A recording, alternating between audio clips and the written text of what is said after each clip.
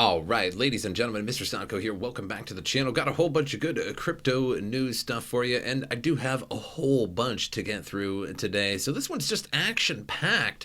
But the first thing that I want to talk about is Cardano's Alonzo testnet is going to be coming here soon. So Cardano smart contracts should be entering the Cardano testnet by the end of this month. So here's a brief recap of Cardano's roadmap progress. So codenamed Alonzo, the smart contract implementation into Cardano's blockchain has had a positive impact on the price of ADA, to say the least. So we're at $1.74. I think we might even be more than that now. We'll have to check with CoinMarketCap at the end.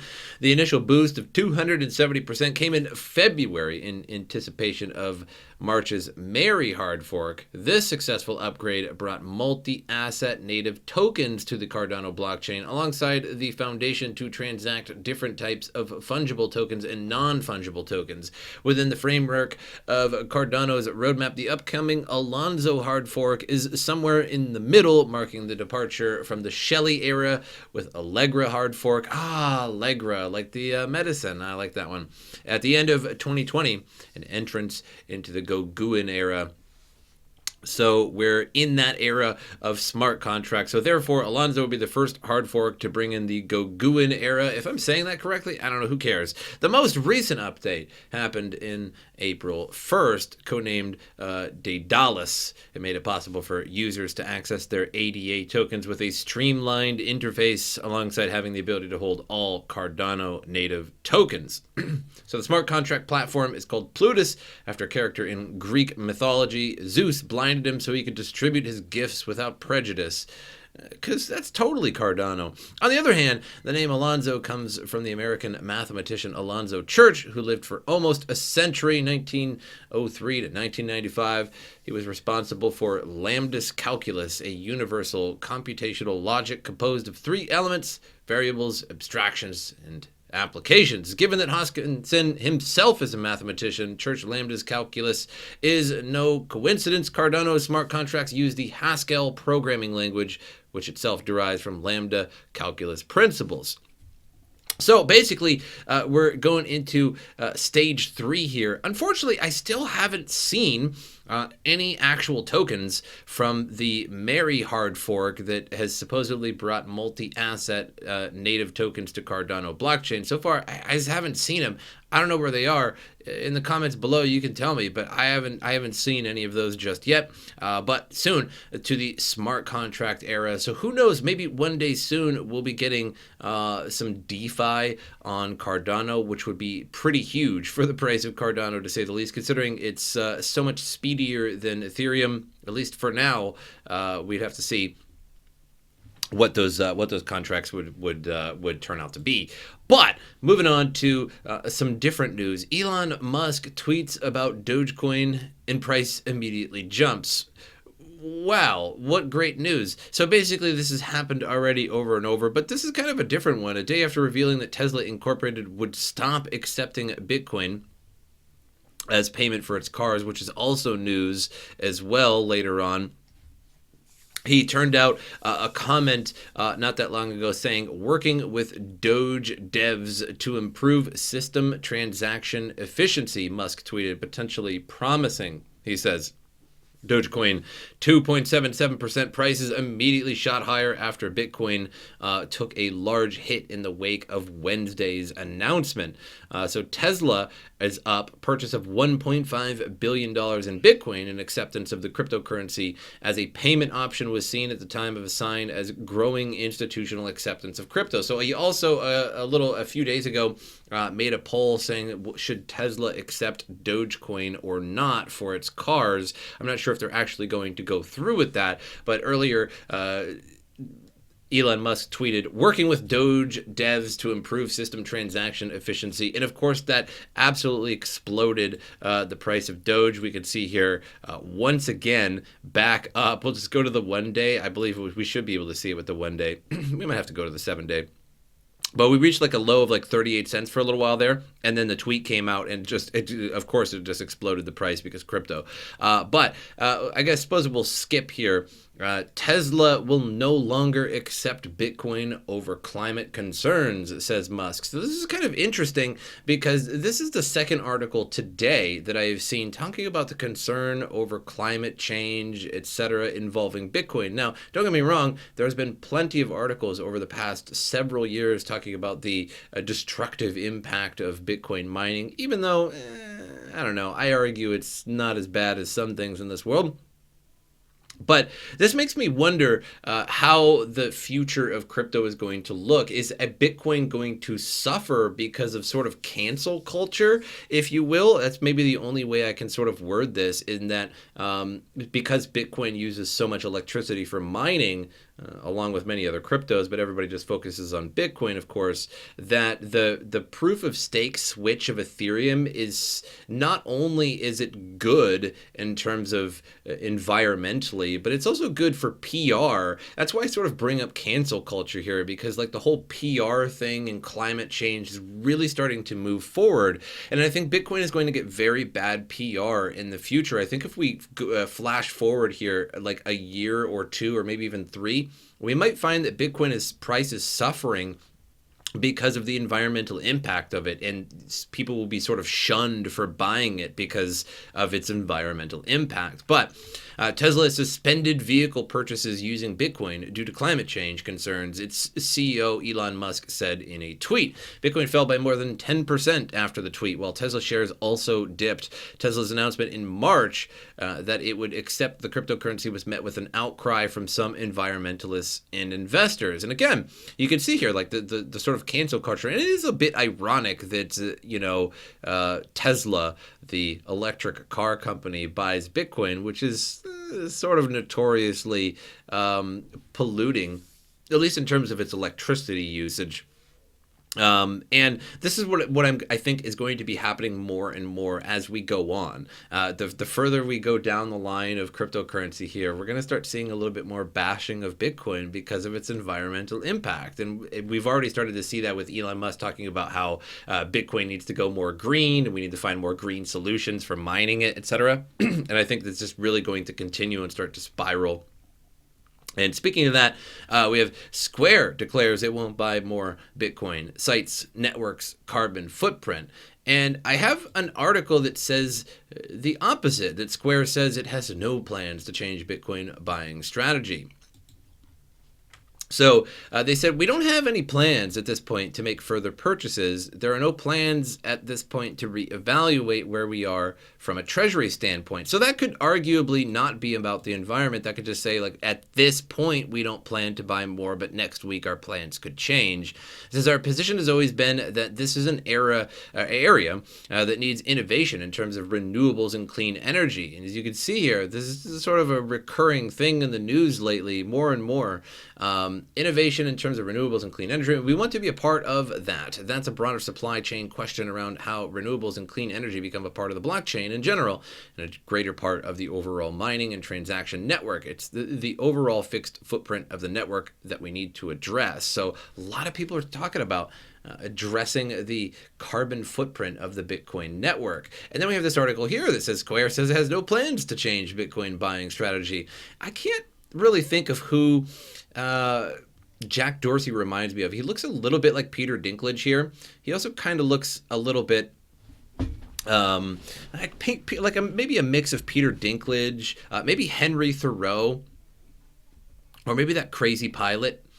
Who knows? The crypto-friendly digital payments company Square has no plans to change its investment strategy regarding Bitcoin. So the statement contradicts a report earlier today from Financial News, quoting from an interview with Square CFO Amrita Ahuja. So we don't have any plans at this point to make further purchases, Ahuja told the London-based publication. There's no plans at this point to reevaluate where we are from a treasury standpoint, she said, adding that there are still lots of other opportunities for Square to learn about Bitcoin. Howard Hughes, Henry Thoreau, who do you guys think? In the comments down below, who does Jack Dorsey more so resemble in this picture? Is it A, Peter Dinklage, Henry Thoreau, or the crazy pilot? We don't have any more plans. So, but the Square spokesperson clarified to Decrypt that the company's Bitcoin plans haven't changed, and it will continue to evaluate the asset as an investment opportunity on an ongoing basis. The company has purchased a total of 220 million in Bitcoin to date, currently valued at 410 million. Howard Hughes, I think I'm going to go with Peter Dinklage, but Howard Hughes is not a bad example here too. Maybe if you just like grew his fingernails out a little bit and put a bunch of pea jars around him, it could resemble Howard Hughes. So I want to know. I want to know in the comments. I want to see some comments. Which one? Henry Thoreau, Howard Hughes, Peter Dinklage. Go. MicroStrategy buys $15 million in Bitcoin. Again, rejects Elon Musk's Bitcoin criticism. So they're always buying $15 million. Is this like the fourth or fifth time that they've bought $15 million in Bitcoin? What's with that? Is that their like budget for every month or something like that? Anyway, for months, MicroStrategy CEO Michael Saylor's huge acquisitions of Bitcoin have been overshadowed by Elon Musk, the Tesla and CEO of SpaceX, who disclosed purchases of billions of dollars in Bitcoin earlier this year. But when Musk turned his back on Bitcoin this week, citing environmental concerns, the price crashed. So Saylor seized the opportunity to buy the dip. MicroStrategy has purchased an additional 271 Bitcoins for $15 million in cash at an average price of $55,387 per Bitcoin, tweeted the CEO of the cloud computing firm. Saylor confirmed that MicroStrategy holds 91,850 Bitcoin, purchased for approximately $2.241 billion at an average of 24,403 per Bitcoin. This number is weird. This number never changes. I don't understand this. 24,403 Bitcoin. They keep buying Bitcoin when it's at $55,000 and $59,000. Yet the average price of their Bitcoin just never seems to change. What is their accounting principles? I'd love to be able to trade like that and just continuously buying Bitcoin as it gets higher and higher, and then just saying, yeah, my average buy-in price is $1,000. This is totally fine. It never changes. This is so weird. I've had other commenters point this out as well, that is, for some reason, their average just never changes, even though they've been buying. And I understand 15 million compared to their 2-point-some billion isn't a lot, so it's not going to change the average much, but it's just always the same, $24,000. Anyway, moving on. Ethereum creator donates meme coins worth $1 billion to help India fight COVID-19. So this is something I kind of have a slight beef with. I don't know. I'm not sure how I feel about this. Vitalik Buterin donated cryptocurrencies worth $1.5 billion to several nonprofit organizations, including $1 billion to COVID-19 relief fund in India on Wednesday, one of the largest philanthropy efforts. So, or at least that was worth of the cryptocurrencies, many of which are dog themed when he made the donation. Buterin, the creator of Ethereum, transferred 500 ETH and over 50 trillion Shiba Inu, a meme coin worth around 1.14 billion at the time of the transaction. So basically, we had this coin, and I actually had a live stream sort of centered around this coin, and it's here, Shiba Inu.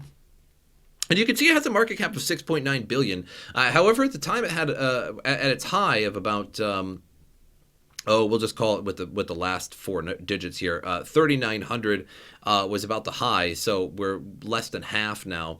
And it was at about 11 billion or so market cap, maybe 12. So basically, the way this worked was that the creators created this coin all at once. They took 50% of the supply and put it on Uniswap and then threw away the keys as liquidity. And then the other 50% they donated to, they gave to Vitalik Buterin, which is a weird sign to begin with. And then Vitalik Buterin at the very top basically pulled a Charlie Lee on everybody and sold or basically donated over $1 billion worth of Shiba Inu. So that's a major problem because that's nearly 10% of the entirety of the market cap of a cryptocurrency that was immediately donated and sold.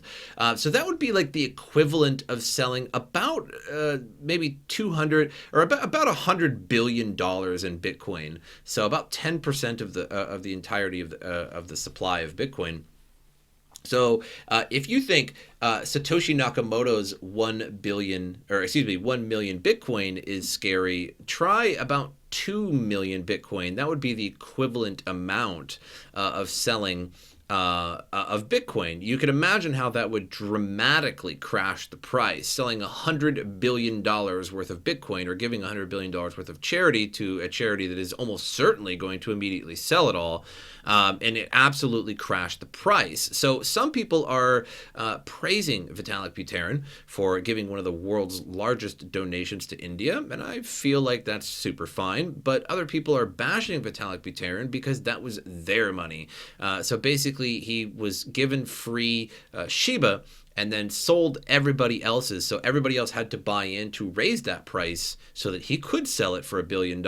And then he basically sold everybody's money out from under them. So in one way, you could say this was really great. And on the other end, maybe next time sell all of your, give your money to charity instead of selling 10% of the supply of a cryptocurrency. So Vitalik Buterin, I'm going to give you a thumbs up and I'm going to give you a thumbs down on this one.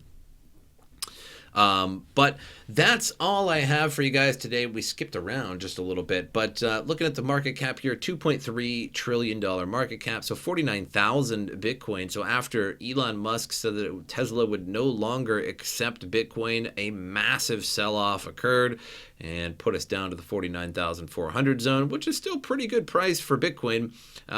Just sort of a buy the dip opportunity there. Ethereum didn't really get affected too well. It was at a high of 43 or 4,400 and went down to like 3,900 for a little bit.